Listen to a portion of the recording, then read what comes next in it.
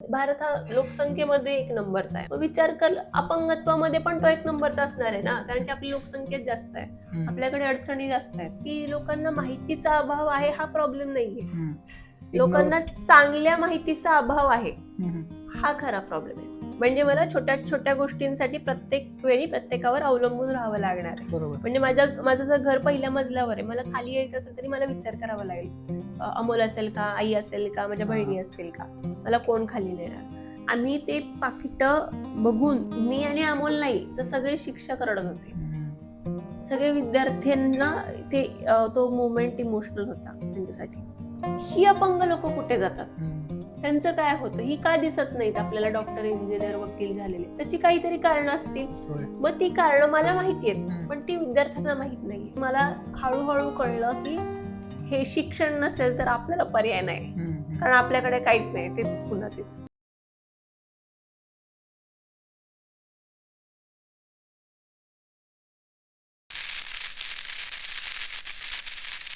नमस्कार, मी निखिल. कटकटमध्ये आपलं स्वागत आहे. आज आपण भेटणार आहोत दीक्षा दंडे यांना, ज्या गेली 100 दिवस झालं इन्क्लुजन यात्राच्या अनुषंगानं महाराष्ट्रभर फिरतायत आणि अपंगत्व आणि अपंगत्वाच्या अनुषंगानं ज्या काही सुविधा आहेत शाळांमध्ये, बेसिकली प्राथमिक माध्यमिक शाळा आहेत यामध्ये, तर त्या संदर्भात फिरतायत आणि एक अवेअरनेस पसरवतायत. तर जाणून घेऊया काय आहे इन्क्लुजन यात्रा. स्वागत आहे दीक्षा. थँक्यू. कसं वाटतंय? छान वाटतंय. 100 दिवस पूर्ण झालेत. खूप छान वाटतंय, विश्वास बसत नाहीये, आज 105 दिवस होत आहेत. ओके, काय आहे नेमकी इन्क्लुजन यात्रा आहे काय? इन्क्लुजन यात्रा ही आमची ऑर्गनायझेशन इक्विब्रिज फाउंडेशन यांचा उपक्रम आहे आणि खूप मोठी पार्श्वभूमी आहे त्याला, काय कसं झालं ते आपण नंतर बघूयात. पण एकंदरीत महाराष्ट्रामध्ये, संपूर्ण राज्यात अपंगत्वावर काय काम चाललंय, काय बोललं जात आहे, आणि एकंदरीत महाराष्ट्रामध्ये अपंगत्वावर काय काम चाललंय हे समजून घेणं, आणि महाराष्ट्रभर फिरत असताना आपण कोणत्या प्रकारे जनजागृती करू शकतो, सेन्सिटाईज करू शकतो लोकांना, जेणेकरून या विषयाकडे ते एका कम्युनिटीचे हक्क म्हणून न बघता मानवी हक्क म्हणून बघायला लागतील. हा सगळा एक विचार किंवा ऑब्जेक्टिव्ह मनात घेऊन आम्ही निघालो होतो आणि 8 सप्टेंबरला आम्ही घराबाहेर पडलो. 8 सप्टेंबर 2025, आणि तेव्हापासून आम्ही फिरतोय. मध्ये म्हणजे आम्ही 3 टप्प्यांमध्ये करायचं ठरवलेलं होतं. त्या 3 टप्पे ऑलमोस्ट, हा 3रा टप्पा चालू आहे आणि यानंतर यात्रा संपणार. हो, यानंतर यात्रा संपेल. यात्रांचा जो इतिहास आहे, म्हणजे बऱ्याचशा अगदी सायकलवरून महाराष्ट्रभर, भारतभर यात्रा झालेल्या आहेत, पायी झालेल्या आहेत, संविधान यात्रा अलीकडे झालेली आहे 21 साली किंवा 19 सालची जी यात्रा आहे. तर प्रत्येक यात्रेच्या मागे काहीतरी अस्वस्थ करणाऱ्या गोष्टी, काहीतरी. मग आपण किती लेवलला चेंज करू शकतोय, भले चेंज करू शकत नाही, स्वतःचं एक अस्वस्थता तरी कमी करू शकतोय, असं काही कारण होतं की आपण, तुझ्यातली जी अस्वस्थता आहे ही यात्रेमुळे कमी झाली असं वाटतंय? मी मगाशी जसं म्हणलं की यात्रेला ह्या पार्श्वभूमी आहे. आपल्या देशाचा जर इतिहास बघितला तर गांधी बाबापासून सगळेजण यात्रेच्याच माध्यमातून देशाला समजून घेत आहेत, देशातल्या प्रश्नांना समजून घेत आहेत. तर तोच एक धागा होता ज्याच्यामुळे हे करावं वाटलं, प्रश्न समजून घ्यावे वाटले. 2022 साली मला ब्रिटिश गव्हर्नमेंटची स्कॉलरशिप मिळालेली, त्याचं नाव आहे चेवनिंग स्कॉलरशिप, आणि अमोल आणि मी, आम्ही दोघं तिकडे होतो. मी माझं शिक्षण गव्हर्नन्स डेव्हलपमेंट आणि पब्लिक पॉलिसी या विषयामध्ये पूर्ण केलं, आणि साधारण 1.5 वर्षाचा तो कालखंड होता, आम्ही तिथे राहत होतो. तर हा 1.5 वर्षाचा जो कालखंड होता, या कालखंडात मी फक्त शिकत नव्हते किंवा आम्ही फिरत नव्हतो, तर माझ्या आयुष्यातला हा पहिला पिरियड आहे ज्यावेळी मी कुठल्याही अडथळ्याविना जगली आहे. कुठल्याही अडथळ्याविना जगले हे जेव्हा मी म्हणते, म्हणजे नक्की काय झालंय, तर मी माझी बस पकडली, मी माझी ट्रेन पकडली, मी जे ठरवलं की मी ज्या शहरात राहते तिथून मला स्कॉटलँडला जायचंय, तर मी ते करू शकतेय. साधी गोष्ट मी म्हणजे सामान्य माणसाला ज्या सहजासहजी करता येणाऱ्या एक्झॅक्टली गोष्टी. सामान्य माणसाला ज्या अगदी अतिसामान्य गोष्टी असतात त्या माझ्यासाठी खूप मोठ्या प्रिव्हिलेज होत्या तिकडे. ओके. साधं बाथरूमला जाता येणं स्वतः हा हा. हे पण मोठी प्रिव्हिलेज होती माझ्यासाठी. ती मला तिथे अनुभवता आली. UK मधून निघताना आमचा एक मित्र आहे चंद्रपूरचा, तर तो शिक्षण यात्रा करत होता आणि तो या स्कॉलरशिप प्रोग्राम बद्दल एक अवेअरनेस त्याच्या जिल्ह्यामध्ये त्याच्या तालुक्या लेवलला करत होता काम. तर जेव्हा आम्ही त्याला बघतोय तेव्हा असं वाटतं की यार आपल्याला पण असं काहीतरी करायला पाहिजे, कारण भारतात परत येतोय म्हणजे एक पुन्हा रियालिटी हिट होणार आहे. आपण इतके सगळ्या दिवस सुविधा आणि एकदम काहीच नाही. एक्झॅक्टली म्हणजे इतके दिवस आपण जगतोय ते जग वेगळं आहे आणि ते सगळंच सोडून आपण परत जातोय. आपलं देशप्रेम आहे, आपले कुटुंब आहे, आपल्याला काम पण देशातच करायचंय. तर सगळेच म्हणजे त्याचा जॉब होता, माझा जॉब होता, सोडला, परत आलो. एअरपोर्टवर आम्ही ज्या दिवशी परत येतोय त्या दिवशी आम्ही चर्चा करत बसलो की काय करायचंय. तेव्हा आमचा मित्र दीपक तो शिक्षण यात्रा तो करतोय, ते पाहतोय आम्ही. आमच्या डोक्यात खूप सारे विषय यायला लागले. मग असं आलं की मी व्हीलचेअर वरून फिरेल आणि अमोल माझ्यासोबत असेल आणि आम्ही आमच्या तालुक्यात पुरंदर तालुक्यामध्ये एक शाळांमध्ये अपंगत्वावर जनजागृती करू. पण मग फक्त अपंगत्वच का, मग ते फाटे फुटतात ना, विषयांतर होतं तसं होत गेलं की मग आपण चाललोच आहे तर मग आपण पर्यावरण पण घेऊ. मग आपण चाललोच आहे तर मग आपण महिला सक्षमीकरण पण घेऊ, मासिक पाळी पण घेऊ, झाडं पण लावू. मग खूप असं ते वेग झाली सगळी कॉन्सेप्ट आणि मग पुढे काहीच नाही झालं. मग आम्ही परत आलो. एक मित्र आहे धनंजय म्हणून, तो CA आहे. त्याने आम्हाला खूप फोर्स केलं की तुम्ही काम करताय ह्याच क्षेत्रात, प्रोफेशनली काम करताय, तर तुम्ही तुमची संस्था रजिस्टर केली पाहिजे. म्हणून त्यांनी ती संस्था आमची इक्विब्रिज फाउंडेशन रजिस्टर करून घेतली आमच्याकडून आणि 2024च्या नोव्हेंबरमध्ये इक्विब्रिज फाउंडेशन तिचा जन्म झाला असं पण म्हणूया. मग संस्था आली आहे तर काही काम केलं पाहिजे. मग आम्ही सेन्सिटायझेशन प्रोग्राम घ्यायला लागलो. एक ॲक्रन म्हणून रॅम्स बनवणारी कंपनी आहे मुंबईमध्ये, तर त्यांच्यासोबत अमोलनी ॲक्सेसिबिलिटी ऑडिट केलं पुण्यातल्या काही बँक्सचं. आणि मग त्यानंतर ऑडिट किंवा ॲक्सेसिबिलिटी, इन्फ्रास्ट्रक्चरल ॲक्सेसिबिलिटी यातला आमचा रस वाढत गेला दोघांचाही. त्याचं टेक्निकल स्ट्रॉंग आहे आणि माझे लिव्ड एक्सपिरियन्सेस आहे. तर या दोघांचे सांगड घालत आम्ही ॲक्सेसिबिलिटी आणि सेन्सिटायझेशन या 2 विषयांना धरून सुरुवातीला काम करत गेलो. आता हे काम साईड बाय साईड चालू होतं, कारण की पोटापाण्याचा व्यवसाय, नोकरी हे सगळं चालू आहे दुसऱ्या बाजूला. बरोबर. त्यामुळे जेव्हा वेळ मिळेल तसं आम्ही काम करतोय. तर जेव्हा सेन्सिटायझेशन प्रोग्राम आम्ही घेतोय आमच्या आणखी एका ऑर्गनायझेशन सोबत, तेव्हा असं दिसतंय की आपण जे बोलतोय ना लोकांची ते पोचतंय. म्हणजे प्रोग्राम घेताय म्हणजे काय करतो? लोकांना अवेअर करतोय की तुम्ही अपंगत्वाकडे कसं बघायचं. आणि ती कोण लोक होती? ती अपंगत्व नसलेली लोक होती. म्हणजे ते कंपनी मधली लोक होती की बाहेर नाही, आम्ही आमच्याच मित्र परिवाराला पहिल्यांदा बोलवलं. त्यांच्यासोबत एक ट्रायल बेसिसवर कसा कंटेंट जातोय, आपण करू शकतोय का, हे केलं, डिलिव्हर केलं. त्यानंतर हळूहळू आम्ही ॲडव्हर्टाईज करायला लागलो सोशल मीडिया थ्रू. मग नवीन लोक, काही लोक ज्या डिसेबिलिटी सेक्टरमध्येच काम करतात, काही जण डॉक्टर्स आहेत, काही ऑक्युपेशनल थेरपिस्ट आहेत, काही प्रोजेक्ट करतात डिसेबिलिटीवर, असे MSW बॅकग्राऊंड असलेली, काही विद्यार्थी, असे रॅन्डम लोक मग यायला लागली. मग त्यातून कळलं की आपण जे करतोय ते चांगलं करतोय आणि लोकांना कळतंय, लोकांना बदलायचंय.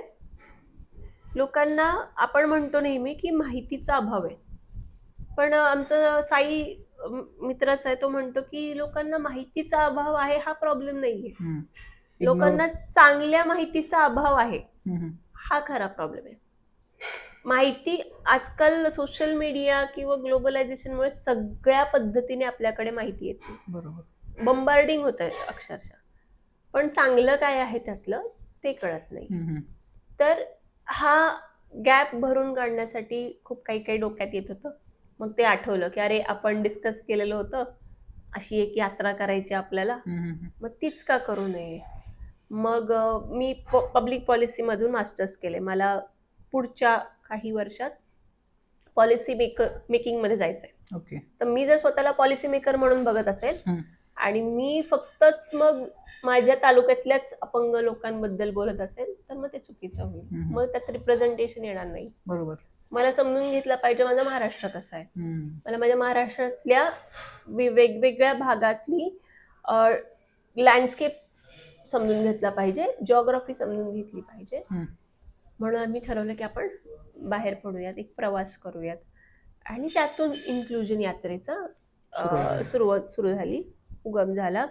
आणि एकच विषय डिसेबिलिटी याला धरून आम्ही पुढे जायचं ठरवलं. हम्म.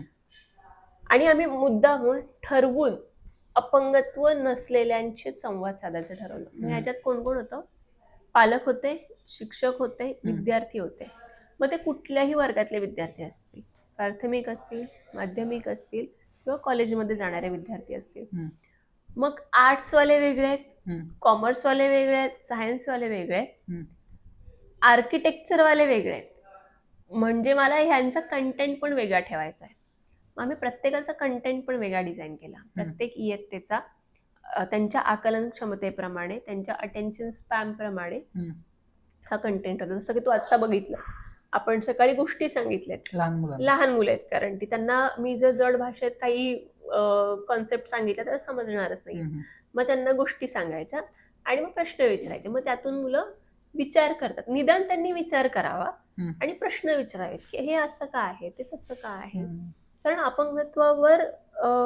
अपंगत्वाच्या आजूबाजूला ना खूप सारे गैरसमज आहेत की ते मागच्या जन्मांच्या पापामुळे होतं, तुमच्या कर्मांमुळे होतं, समजच आहे. किंवा ते फक्त बाहेरून दिसणारच असतं. न दिसणाऱ्या अपंगत्वाबद्दल तर कोणी बोलतच नाही. त्यामुळे त्याचा इग्नोरन्स, त्याची सिव्हिअरिटी ही वेगळी असते. अनेकदा तो दुर्लक्षित झालेला प्रकार असतो. त्यामुळे हा सगळाच विषय एका मॉड्यूलमध्ये किंवा एका साच्यात बसवून प्रत्येकाला त्याच्या त्याच्या समजेप्रमाणे आम्ही ते डिलिव्हर करतोय. मी ना जेव्हा तू सकाळचा जो प्रोग्राम घेतला शाळेमध्ये, बरोबर, तो जेव्हा मी बघितला तर मी परत तोच माझा मुद्दा येतो की अस्वस्थता ह्या यात्रेला भाग पाडते का, की मग ते तुला असं, तू 100 दिवस गेली फिरले, 105वा दिवस आहे आता, तर ते तुला असं, मी जेव्हा बघितलं ते प्रत्यक्षात तर मला असं वाटलं की हे कुठंपर्यंत पोचलो बाबा. एक 5-6 मुलं बोलली, त्यांनी काहीतरी उत्तरं दिली. हा, हे माझ्या पुरतं 1 दिवसाचं होतं ना, किंवा 1 तासात 2 तासाचं. तर तू जेव्हा तासाचं गणित धरून 105 तासाचं जेव्हा तू सांगशील तर तुला काय असं वाटलं की किती प्रकारचा अवेअरनेस आहे आता, किती जागरूक आहेत लोक? बरोबर. तर तो प्रश्न माझ्याकडून मिस झाला मग, अशी अस्वस्थता काय होती. तर मी म्हटलं ना की मी पुन्हा भारतात परत येणारे, रियालिटी हिट होणार आहे. म्हणजे मला छोट्या छोट्या गोष्टींसाठी प्रत्येक वेळी प्रत्येकावर अवलंबून राहावं लागणार आहे. बरोबर. म्हणजे माझं जर घर पहिल्या मजल्यावर आहे, मला खाली यायचं असेल तरी मला विचार करावा लागेल, अमोल असेल का, आई असेल का, माझ्या बहिणी असतील का, मला कोण खाली नेणार. तर आपलं इन्फ्रास्ट्रक्चर इक्विप नाहीये. म्हणजे मला इथे स्वतःला पुन्हा रिस्ट्रिक्ट करावं लागेल, घरात राहावं लागेल, अडकून राहावं लागेल, आणि मला जे करायचं ते करताच येणार नाही. ही अस्वस्थता होती. दुसरं म्हणजे भारत हा लोकसंख्येमध्ये 1 नंबरचा आहे. मग विचार कर, अपंगत्वामध्ये पण तो 1 नंबरचा असणार आहे ना, कारण की आपली लोकसंख्या जास्त आहे, आपल्याकडे अडचणी जास्त आहेत, तर ही सिव्हिअरिटी पण जास्त असणार आहे. मग ही अपंग लोक कुठे जातात, त्यांचं काय होतं, ही का दिसत नाहीत आपल्याला, डॉक्टर, इंजिनियर, वकील झालेले? त्याची काहीतरी कारणं असतील. मग ती कारणं मला माहिती आहेत, पण ती विद्यार्थ्यांना माहित नाहीये. ते त्यांना सांगणं, कारण ही जी मुलं आहेत ज्यांना अपंगत्व नाहीये, आपण यांना, यांच्या घरच्यांना, यांच्या आजूबाजूच्या सराउंडिंगला कोणाला तरी कधीतरी अपंगत्व येईल, आणि तेव्हा हातावर हात धरून आपण बसणार आहोत का? तर नाही. आपल्याला हातपाय हलवावे लागतील, आपल्याला अडथळे दूर करावे लागतील, आपल्याला सोयी सुविधांच्या मागण्या सरकारकडे करावे लागतील. आणि त्यासाठी जर ही जास्तीत जास्त संख्या पुढे आली तरच तो बदल शक्य होईल. नाहीतर नेहमी मी मगाशी म्हणलं तसं अपंग हक्क आहे, अपंगांचे हक्क आहेत, ते मानवी हक्क नाहीये. म्हणजे जसं तुला रस्त्यावरून मोकळेपणाने फिरण्याचा हक्क आहे, तितकाच हक्क मला आहे का आज? असं नाहीये. संविधान तुझ्यासाठी आणि माझ्यासाठी सारखंच काम करतंय. पण किंवा तसं आपण पॉलिटिशियन किंवा विधिमंडळाच्या संदर्भानं बघितलं तर एखादा आमदार त्या संदर्भानं बोलताना दिसतोय अख्ख्या 286 287 अगदी अगदी. आणि ह्या एवढी मोठी लोकसंख्या यांच्याकडे वोट बँक म्हणून पण नाही पाहते तुम्ही. किंवा त्यांची संघटनात्मक पद्धतीनं पण जे काम व्हायला पाहिजे तसं पण नाही. तसं पण नाही. पण अरे अडथळेच इतके आहेत. मला जर माझे संघटन उभारायचंय, आम्ही बाहेर कसं जाणार? घराच्या बाहेर पडण्यापासून प्रश्न सुरू. म्हणजे मला एका ठिकाणाहून दुसऱ्या ठिकाणी जायचंय तर मला विचार करावा लागेल, बापरे बस आहे का? मला निघायचंय तर 2 तास आधी मला तयारी करावी लागेल. अमोल शिवाय ही यात्रा करणं तुला एकट्याला किती अवघड झालं? खूपच अवघड असं. मी करूच शकले नसते. कारण तो माझा पार्टनर आहे. तो पार्टनर इक्वल आहे. म्हणजे मी फक्त डिलिव्हर करतेय सेशन, पण सगळं लॉजिस्टिक हँडल करण्याचं काम तो करतोय. आणि त्याच्या व्यतिरिक्त दुसरं कोणी असेल ते मी करू शकले नसते. तुम्ही माणूस आहात, तुम्हाला इमोशन्स आहेत, आणि जेव्हा तुमचा हक्काचा माणूस आहे तेव्हा तुमचे इमोशन्स अप अँड डाऊन होणार आहे. तुम्ही ते इमोशन असं हे दाबून नाही ठेवू शकणार. त्यामुळे आमच्या रिलेशनचं पण एक वेगळं परीक्षा होती असं म्हणू शकतो. कारण आम्ही 24 तास एकमेकांसोबत आहोत पार्टनर म्हणून. तर ते त्याच्याशिवाय शक्य नसतं हे मी 100% सांगू शकते. सगळ्यात जास्त दुःख वाटलं असा काय प्रसंग होता? अरे बाप रे. म्हणजे रडलात तुम्ही? कोसळ बास करूया आता, थांबूया, असं काही नाही झालं. म्हणजे आम्हाला रोजच वाटायचं 105 दिवसात आम्हाला किमान 150 वेळा वाटलं असेल आम्हाला थांबूयात म्हणून. पण हो, पहिल्यांदा आम्ही रडलो. म्हणजे मी रडकीये फार.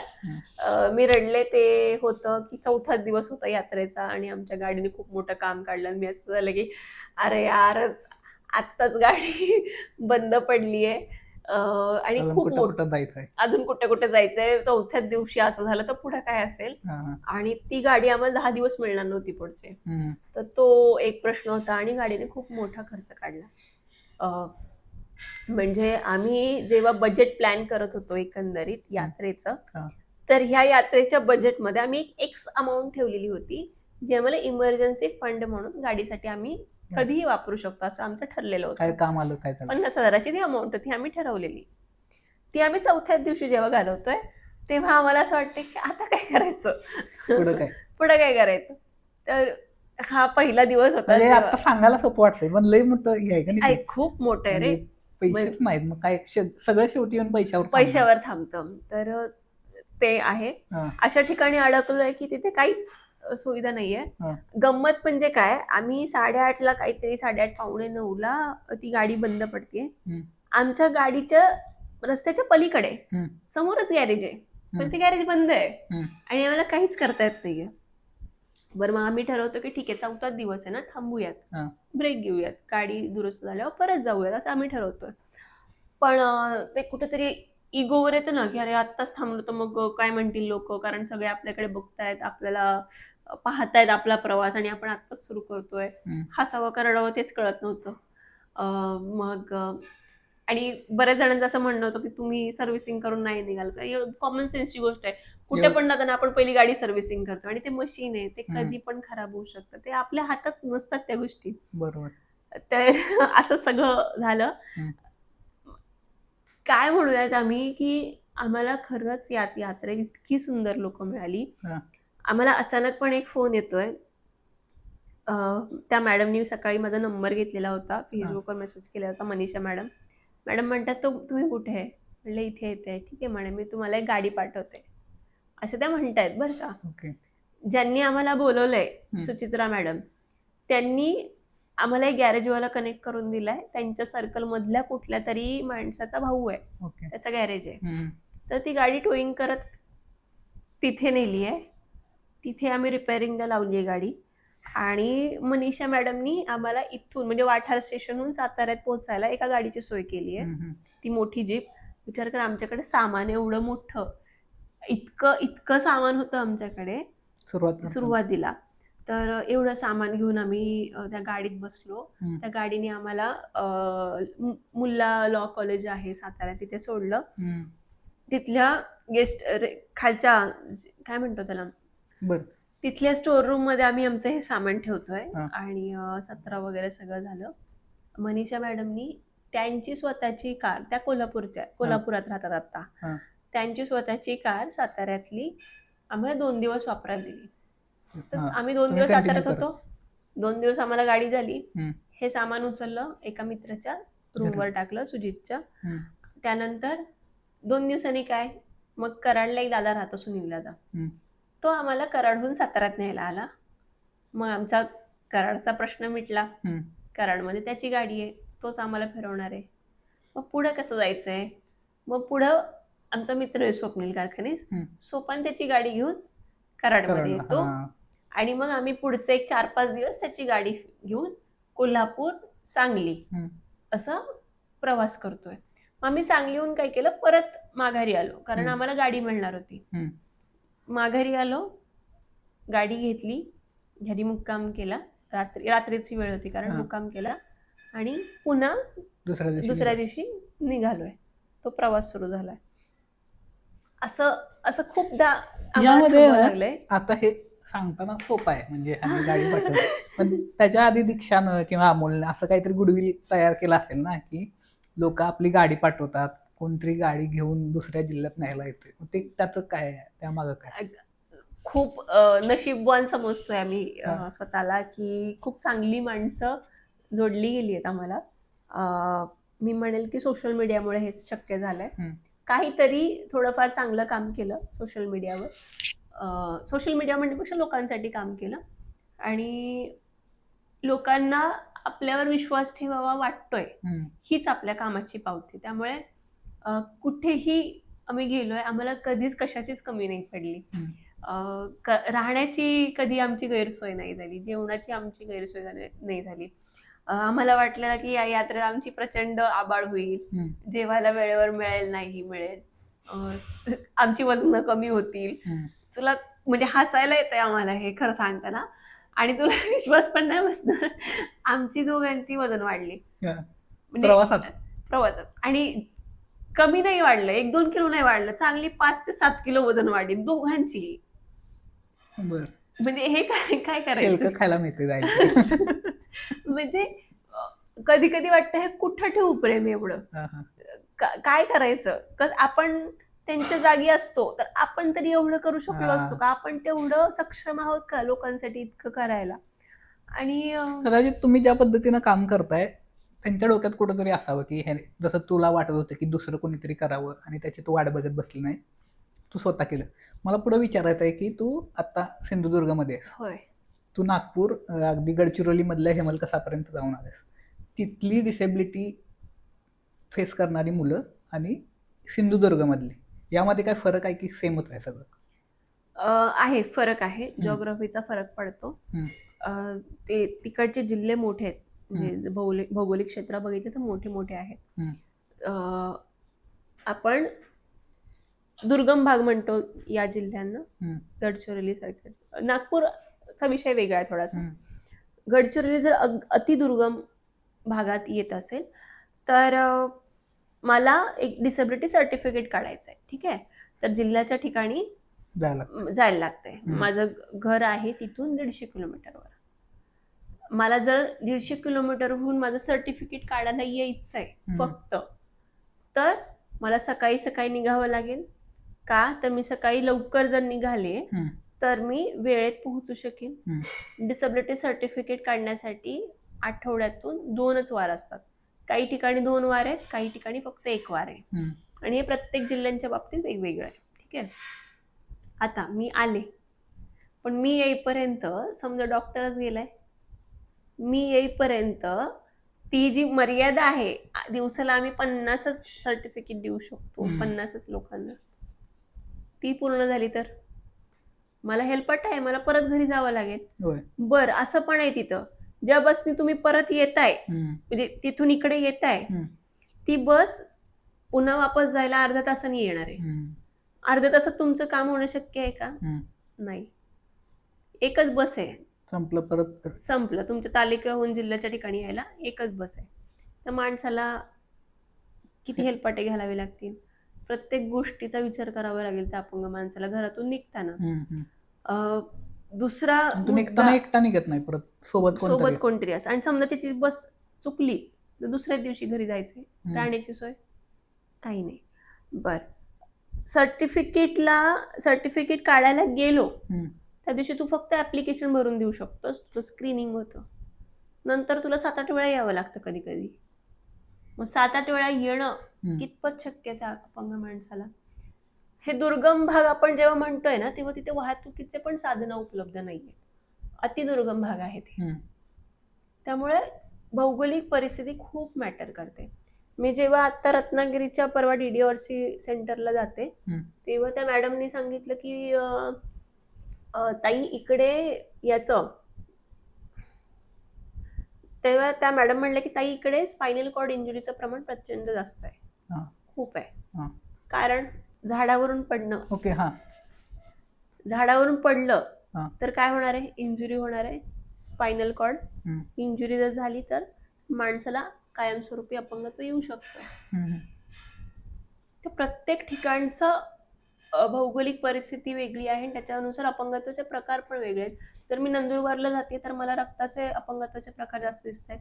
मला सिकल सेल दिसतोय, मला थॅलेसेमिया, अॅनिमियामुळे झालेले आजार दिसत आहेत. आणि ते शाळेतल्या मुलांमध्ये दिसत खूप कॉमन आहे. सिकल सेल झालाय हे कळणारच नाही ना तुला मला, बाहेरून कुठे दिसणार आहे? बरोबर, खूप कॉमन आहे. आणि जरी मी आता आज प्रश्न मी विचारला, तुमची कोणी मित्र आहेत का, मैत्रिणी आहेत का ज्यांना अपंगत्व आहे, असलं तरी कोणी हात वरती नाही करणार. म्हणजे ते स्वतः जरी त्यांना असेल सिकल सेल, थॅलेसेमिया, हिमोफिलिया. तू जेव्हा असा प्रश्न विचारलास की तुम्हाला किती आहेत मित्र जे अपंग आहेत, ते मी स्वतःला तो प्रश्न मला पण होता ना की मी माझ्या अख्ख्या आता माझा आयुष्य 28 वय आहे माझं, एकच माझा मित्र बघितला ज्याला म्हणजे दिसत नाही, तो डोळ्याचा अपंगत्व आहे त्याचा. तर अख्ख्या ह्याच्यात मी एकच मित्र मला आठवतोय की ज्याची माझी चांगली मैत्री होती. ही आपण जाणीवपूर्वक टाळतोय मला असं वाटतंय. मी मुलांना तेच नेहमी म्हणते की आपण म्हणजे काय घेतो की आम्ही भारताचे लोक असं आपण म्हणतो ना, बंधुत्व म्हणतोय, समता म्हणतोय. पण जेव्हा मी विचारते आम्ही म्हणजे कोण येतं, आम्ही म्हणजे आपण सगळे येतो का, आम्ही म्हणजे आमच्यासारखी दिसणारी, बोलणारी, आमच्यासारख्या समुदायातून येणारी, आमच्यासारख्या गरजा असणारी लोक, आमच्यासारखी बोलणारी, वागणारी लोक येतात. तुला असं वाटतंय काय की जसे आपण सौंदर्याच्या दृष्टिकोनातनं हे बनवलेत, आपल्या काही व्याख्या बनवल्यात म्हणूया, तसं शारीरिक तर बनवलेलेच आहेत, बरोबर? ते किती प्रमाणात ह्या मैत्रीसाठी, एकंदरीत नातेसंबंधांसाठी, ओव्हरऑल जेव्हा एका व्यक्तीचा दुसऱ्या व्यक्तीबरोबर संबंध येतोय तेव्हा ह्या व्याख्या कुठेतरी परत आपल्या डोक्यात वाचल्या जातात असं वाटतंय तुला? होय, असतातच. कारण की ते लहानपणापासून आपल्यामध्ये नकळतपणे रुजवलेलं असतं ना.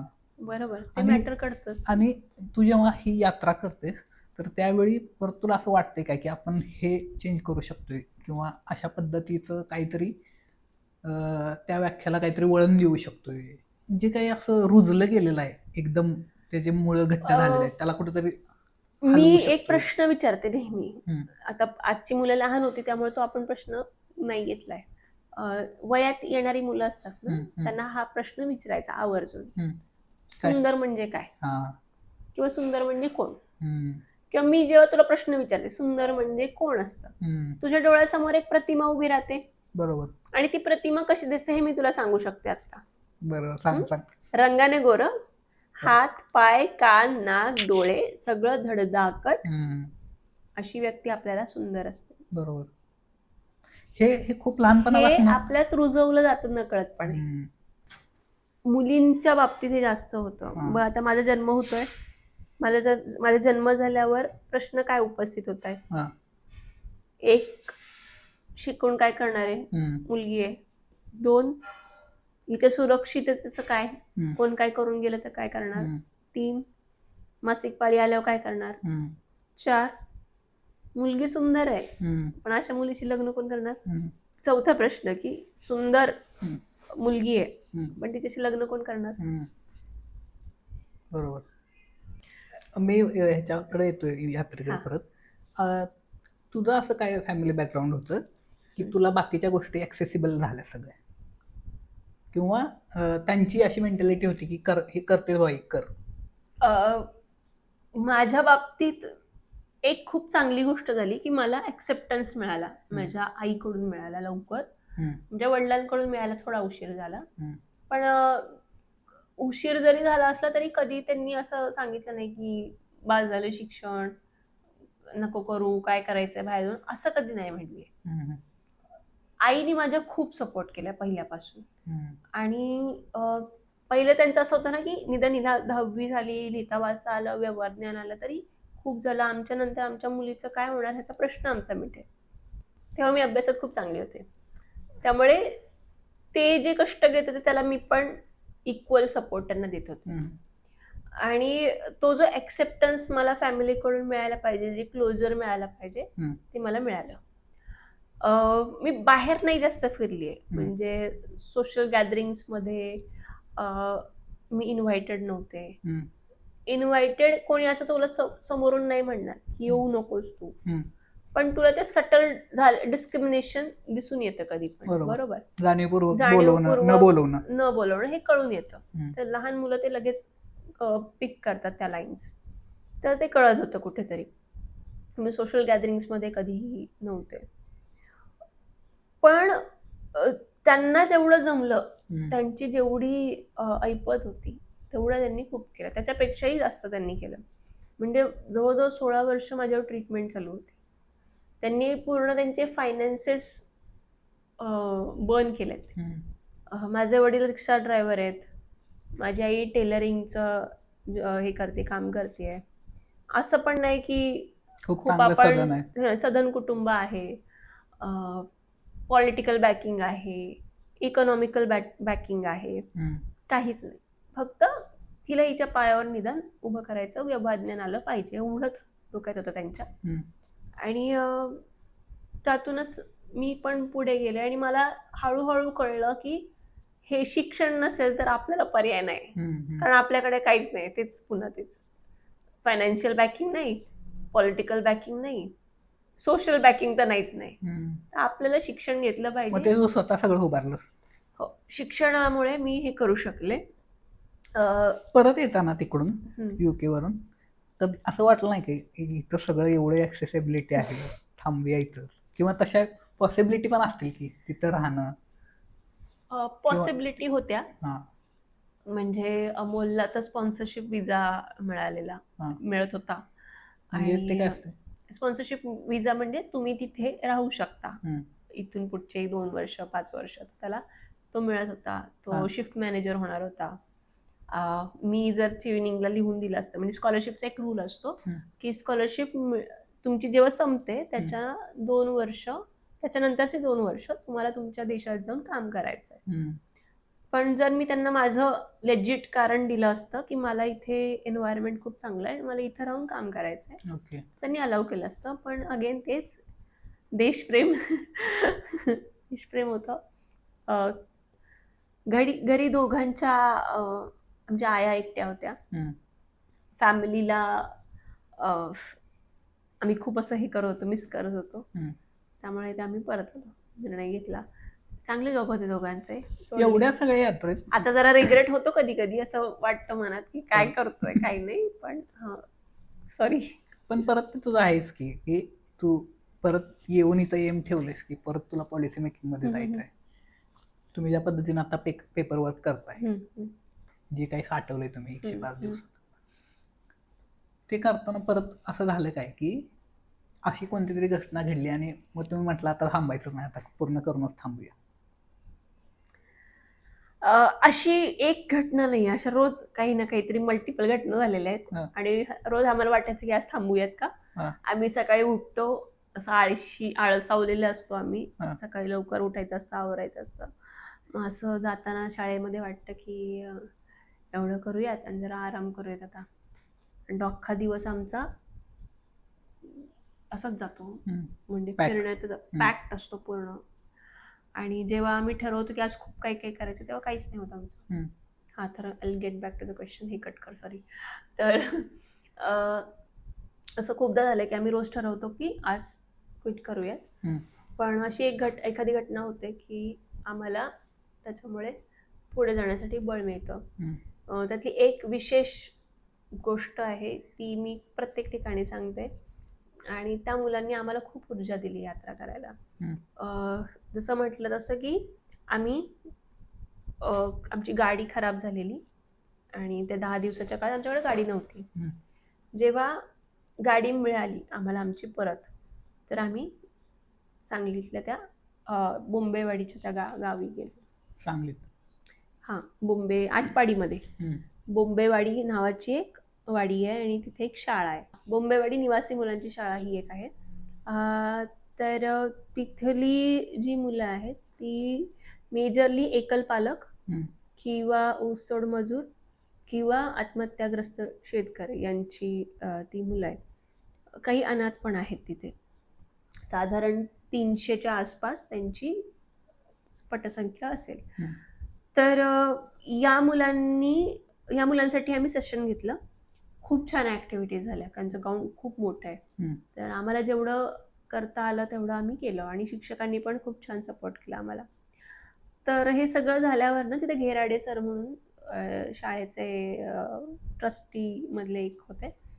तर सर म्हणाले की मॅडम तुम्ही करताय ते छान करताय, पण आर्थिक गणितांचं काय? आम्ही हसायला लागलो. आम्ही म्हटलं काही नाही सर, लोकसहभागातून आम्ही हे करतोय आणि लोकांनी आम्हाला मदत केलेली आहे आणि त्यातूनच आम्ही हे सस्टेन करतोय रोज. तर बरं म्हणाला ठीक आहे, तर तुम्हाला आवडेल का आम्ही जर तुम्हाला मदत केली तर? म्हटलं सर तुमची इच्छा, ऐच्छिक आहे ते सगळं. आम्ही कधीच कुठल्याही शाळेत गेल्यावर सांगत नाही की आम्ही पैसे घेतो किंवा काय, हे सगळं मोफत चाललेलं आहे आमच्याकडून. तर नाही म्हणे आमची देण्याची इच्छा आहे. मी विद्यार्थ्यांना आणि शिक्षकांना दोघांनाही सांगतो. आम्ही सरांना म्हटलं की सर शिक्षकांना द्यायचे असतील तर तुम्ही देऊ शकता, शक्यतो विद्यार्थ्यांकडून आम्ही नाहीच घेत, म्हणजे नाहीच घेत शक्यतो पण नाही.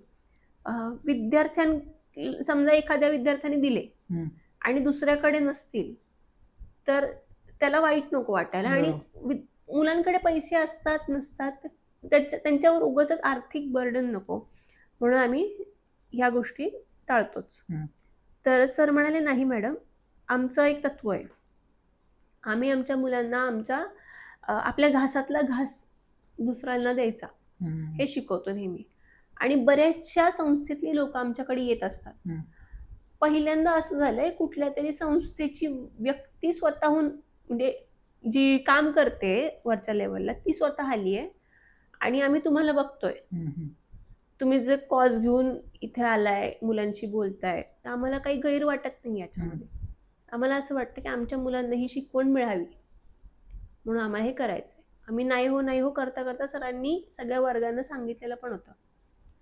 आमच्याकडे एक पुढच्या 10 ते 15 मिनिटात प्रत्येक वर्ग आला, म्हणजे मला वाटते 7वी 8वी असे प्रत्येक इयत्तेच्या मुलांनी 3 पाकिटं आणलेली होती. तर त्यांनी काय केलं, इयत्ता समजा 7वी ते 8वी असं एक 3 पाकिटं आमच्या हातात दिली. तर 3 पाकिटं चिल्लरनी भरलेली होती आणि काही कॅश होते त्याच्यात, शिक्षक आणि विद्यार्थ्यांनी दिलेली. मुलांनी आपल्या खाऊचे पैसे आम्हाला हातात दिलेले, 1-1 रुपयापासून आमच्या हातात पैसे होते. आणि आम्ही ते पाकिटं बघून, मी आणि अमोल नाही तर सगळे शिक्षक रडत होते.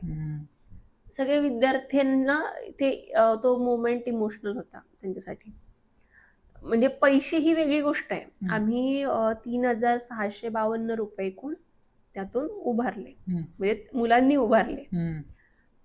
हे पैसे तर त्यांनी दिलेच, पण त्याही पेक्षा मोठं जे आम्हाला कळलं की ह्या शाळेतली मुलं जगातली सगळ्यात श्रीमंत मुलं आहेत असं वाटलं. त्याचं कारण होतं की एका मुलीने आम्हाला 3 इमली चॉकलेट दिली तिच्याकडची, आणि प्रसाद नावाचा मुलगा होता. आम्ही जेव्हा शिक्षकांशी बोलतोय तेव्हा तो एका भिंतीआड लपून हळूच वाकून पाहायचा. मित्र म्हणायची जा जा जा जा असं करायचं, तो नाही करत परत मागायचा. तर ते असं वाटायचं की त्याला काहीतरी बोलायचंय. त्याला काहीतरी सांगायचं. आणि असं बरेचदा होतं की मुलांना बोलायचं असतं आणि ते नंतर येऊन वैयक्तिक भेटतात. तर अमोल त्याच्यापाशी गेला. अमोल म्हणला, काय झालं, हम्म. का रडतोयस, ये इकडे, तुला बोलायचंय का काही. तो घेऊन आला. हम्म. तर तो माझ्यापाशी आला आणि त्याचे डोळे लाल लाल झालेले आणि ते पाणी गळतंय असं डोळ्यातून. आणि काय नाही म्हणला, हे घ्या, माझ्याकडे पैसे नाही आहेत. आणि तिने 6 क्रीम रोल माझ्या अशाच मांडीवर ठेवले. हम्म. इतकं जास्त म्हणजे आम्ही रडत होतोच, इमोशनल झालेलोच होतो. हम्म. त्या मुलाकडे बघून आम्हीच स्वतः ढसाढसा रडायला लागलो. हम्म. इतकं ते इमोशनल होतं. आणि जे आम्ही 10 दिवसाआधी गिवअप करायचा विचार करत होतो, आम्हाला कळलं की ह्यांच्यासाठी नाही थांबायचंय. हम्म. कुठला तो मुलगा आहे, 1 तासापूर्वी सेशन झालंय, बोललोय आम्ही, गप्पा मारल्यात, त्याला कुठेतरी वाटतंय की त्याच्या घरातला कोणीतरी व्यक्ती आहे, त्याला अपंगत्व आलंय आणि जो बेडवरून उठूच नाही शकलाय, हम्म. त्याच्यासाठी हे चाललंय. हा विश्वास कुठं नेऊ आम्ही, कुठे ठेवू आणि काय नाही, करू? यात्रेमुळे शक्य आहे की नाही परत. हे यात्रेमुळे शक्य झालं, ह्या मुलांना भेटलं. आणि असं खूप खूप ठिकाणी घडलंय, हम्म. एकाच ठिकाणी नाही. आमचा प्रयत्न एकच असतो आता की आम्हाला ना हे प्रेम खूप असं कधी कधी ओझं वाटतं, हम्म. गिल्टी वाटतो आम्हाला कधी, अरे आपण काहीच करू शकत नाहीये त्यांच्यासाठी. हम्म. आम्ही एक प्रयत्न करतो की जिथे कुठे जातोय त्यांना आपल्या ओळखीच्या एका ठिकाणी कनेक्ट करून द्यायचं. ओके. कोणीही असो, मग कुठेही असो, 2 लोक जवळ आली पाहिजेत, 2 चांगली लोक, काम करणारी लोक जवळ आली पाहिजेत, त्यांनी सोबत काम केलं पाहिजे आणि त्या कामाचा उपयोग सगळ्यांना झाला पाहिजे, हा हेतू एक डोक्यात असतो.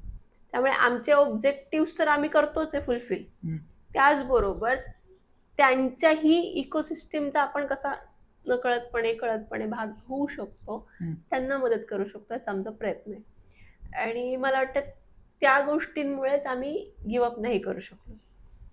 किती दिवसात संपते यात्रा ही आता, पुढच्या 3 दिवसात? आज 105 दिवस झालेत, आणखी 3 दिवस बाकी आहेत. खरं तर मागच्या वर्षी जो पाऊस पडला त्याच्यामुळे आमचं धाराशिव राहिलंय.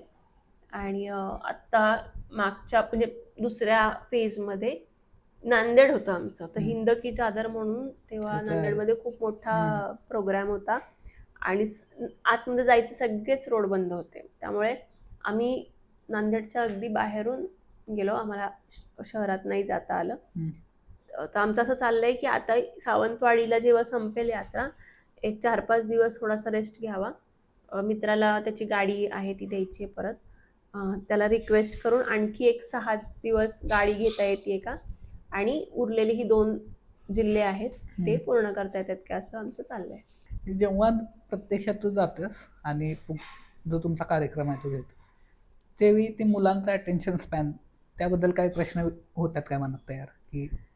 हा, आम्ही काय केलं, अटेन्शन स्पॅन ही मोठी गोष्ट आहे की कोणती मुलं, कोणत्या वयोगटातली मुलं किती वेळ बसू शकतात, हा एक टास्क आहे होता आमच्यासाठी. तर आम्ही त्यामुळेच प्राथमिकच्या मुलांसाठी फक्त गोष्टी ठेवल्या आणि त्याच्या म्हणजे 5वीच्या वरच्या मुलांसाठी, हो हो, 5वी शक्यतो 7वीच्या वरच्या मुलांसाठी खूप साऱ्या ऍक्टिव्हिटीज आणि थोडंसं थेरटिकल असं मिक्स करून त्यांच्या भाषेत त्यांना समजणाऱ्या सोप्या मराठी भाषेत आम्ही हे डिलिव्हर करायला लागलो. लहान मुलं असतील तर अगदी अर्धा तासात संपवावं लागतं, अर्धा ते पाऊण तास फार फार तर. पण त्यातले पण काही असं असतं त्यांची पण उत्तर एकदम म्हणजे आपण पण कधी विचार केलेला नसतं. हो हो, खूपच खूपच. ते सकाळी त्या मुलांना ती ऑलरेडी बस बनवली, हा, इलेक्ट्रिक बस, रॅम्प बाहेर येणारी. हे त्यात पण तुम्हाला वाटत असेल की आहे म्हणजे कुठेतरी प्रयत्न होतोय, सेन्सिटिव्हनेस आहे, सेन्सिटिव्ह आहेत मुलं. मी म्हटलं ना तुला, बदलायचंय लोकांना, बदलायचं नाही असं नाहीये, चांगल्या माहितीचा अभाव आहे फक्त. तुम्ही गेलाय आणि नाकारले किंवा येऊ नका किंवा करता येणार नाही कार्यक्रम किंवा आमच्या इथं नाही पॉसिबल, असं पण झालं ना? हो, असं झालं की ऐनवेळी नकार दिला. एका ठिकाणी तर आम्ही कॉलेजमध्ये बाहेर वाट बघत बसलो, पण आम्हाला सांगितलं की शाळेतल्या नाही, कॉलेजमधल्या एका शिक्षकांची बायको वारली आहे, त्यामुळे आम्ही नाही करू शकत हे. हम्म. एका ठिकाणी तर आर्किटेक्चर कॉलेजला आम्ही वाट बघत बसलो 1 तासभर, तरीही कोणी तयारी केली नव्हती. तर तो एक अनुभव होता. हम्म. एका ठिकाणी तर असं झालं की आम्ही एक सत्र एका कॉलेजमध्ये लावलंय. दुसरा स्लॉट आमचा रिकामा होता. मग आम्ही विचारतोय ना वेगवेगळ्या लोकांना की आम्ही करू शकतो का, तुमच्या ओळखीत काही आहे का. तर असाच एक ओळखीचा व्यक्ती आहे, त्यांना सांगितलं की तुमच्या इथे आम्हाला सत्र लावायचे तर पॉसिबल होईल का दुपारच्या वेळी. म्हणे हो शक्य आहे, काही प्रॉब्लेम नाही. सकाळी कुठे करणार आहे. म्हणलं या कॉलेजला करणार आहे. अच्छा, ते आमच्या विरुद्ध पार्टीचं कॉलेज आहे, हो तुमचे. तर आपल्या इथे नाही होणार आहे. ते इथे होईल नाही तर तिथे होईल. मग आम्ही नकार दिला त्यांना. कारण हे बघ, अपंगत्वाला काही पार्टी बिर्टी नाही, ते कुणाला पण येऊ शकतो. ते ऑपोजिशनला येऊ शकतं, ते सत्तेतल्या व्यक्तीला येऊ शकतं. तर हा विषय आपण असा म्हणजे किती सटल वेने आपण बघतो ना. पुन्हा तेच तुमचे प्रॉब्लेम आहेत. एक तर तुम्ही अपंग शाळेत जा असं सांगितलं जातं. आमच्या इथे कोणी अपंग नाहीये मॅडम, मग तुम्हाला कशाला करायचं इथे. किंवा ते ऑटिझम बद्दल पण बऱ्याचदा बोललं गेलेलं आहे, किंवा बरेचसे अपंगत्व जे आहे त्याबद्दल बोललं गेलेलं आहे. ते परत जाऊन तिथे येते, तुमचे प्रश्न आहेत तर तुमच्या लेवलला सॉल्व्ह करा. हेच जर तू एखाद्या सरंजाम किंवा एकदम पैसे असणाऱ्या घरातली मुलगी असते तर त्यावेळीचे तुझे प्रश्न वेगळे असते. जसं की आपण परत उतरंडच्या हिशोबानं एक खूप मोठ्या घरातली मुलगी आम्हाला भेटली. ती अपंग होती. ती फक्त मोठ्या घरातली नव्हती, ती मोठ्या वरच्या क्लासमधून येत होती. अपंगत्व किंवा डिसेबिलिटीचं इंटरसेक्शन हे वेगवेगळ्या समूहासोबत कसं होतं हे आम्हाला या यात्रेदरम्यान पाहायला मिळालं. ती मुलगी चांगल्या घरातली आहे, चांगल्या क्लासमधून आलेली आहे, आणि तिचे प्रश्न किंवा तिच्या आईचे प्रश्न काय आहेत की मी माझ्या मुलीला विमानातून फिरवते, पण तिच्यासोबत कोणी फ्रेंड्स मिक्स नाही होते. तिला प्रश्न पडतोय की माझ्याशी कोणी लग्न करू शकेल का, नॉन डिसेबल व्यक्ती. म्हणजे खूपच मोठे प्रश्न आहेत. आणि तिच्याच तिला जे अपंगत्व आहे त्याच अपंगत्वाचे जे माझे विद्यार्थी आहेत त्यांचे प्रश्नच वेगळे आहेत. त्यांचे प्रश्न आहेत की आम्हाला रायटर मिळेल का, आम्हाला कॉलेजमध्ये ऍडमिशन मिळेल का, आम्हाला स्कॉलरशिप मिळेल का, आम्ही आमच्या घरातून बाहेर पडू शकतो का, घरचे आम्हाला सोडतच नाहीयेत, घरचे खूप प्रोटेक्टिव्ह आहेत, काय करू. तर मॅटर करतं तुमचा बॅकग्राऊंड काय आहे हे मॅटर करतं. मी म्हणते ना की मी पुण्यातली मुलगी आहे, मी पुण्यात वाढलेली, शहरी भागात वाढलेली अपंग मुलगी आहे. त्या दृष्टिकोनातून तू प्रिव्हिलेज आहे. हा, मी प्रिव्हिलेज आहे. आणि ज्या मुलीला सेरेब्रल पाल्सी आहे पण ती नंदुरबार किंवा गडचिरोली किंवा डहाणू मध्ये वाढली आहे, तिचे प्रॉब्लेम फार वेगळे, फार वेगळे. असं इंटरसेक्शन पण काम करतं. काय पुढं कसं बघतं भविष्य. आता ही यात्रा संपते किंवा नांदेड धाराशिव हे 2 जिल्हे, भविष्य काय बघतं. खूप सारे डोक्यात विषय येत आहेत. काही गोष्टी आहेत ज्या आम्ही ठरवतोय की या विषयावर आपल्याला काम करायचंय. त्या पद्धतीने आखणी चालू झालेली आहे आमची. लाईव्हलीहूडवर जास्त आमचा थोडासा कल वाढत चाललाय. ह्या 100 दिवसातलं किंवा हे जे काही 108 110 दिवस होतील त्याच्याबद्दल काहीतरी पेपर वाईज पुस्तक करावं किंवा एखादा रिपोर्ट करावा असं आहे. हो, आम्ही पहिला टप्पा जेव्हा झाला ना तेव्हा त्याचा रिपोर्ट आम्ही तुकाराम मुंडेंना दिला आणि त्यांना खूप छान आवडली ही कॉन्सेप्ट एकंदरीत. तर त्यांचा पॉझिटिव्ह रिस्पॉन्स आम्हाला मिळाला. आता यात्रा संपली की 1-1.5 महिन्यात ऑफिशियल असा रिपोर्ट करून काय वाटलं काय नाही हे सगळं लिहायचा विचार आहे. त्याही व्यतिरिक्त अपंगत्वावर एखादं पुस्तक यावं अशी आमची इच्छा आहे. तर त्या पद्धतीने आमचे प्रयत्न चालू होतील. तुमच्या यात्रेला शुभेच्छा. आणि थँक्यू. ही तू जी काही यात्रा एक्सप्लेन केलीस आणि हा चान्स दिलास कटकटला की हे सगळं ऐकून घ्यावं आणि आमच्या प्रेक्षकांपर्यंत पोहोचवलंस त्याबद्दल कटकट तुझा आभारी आहे. थँक्यू.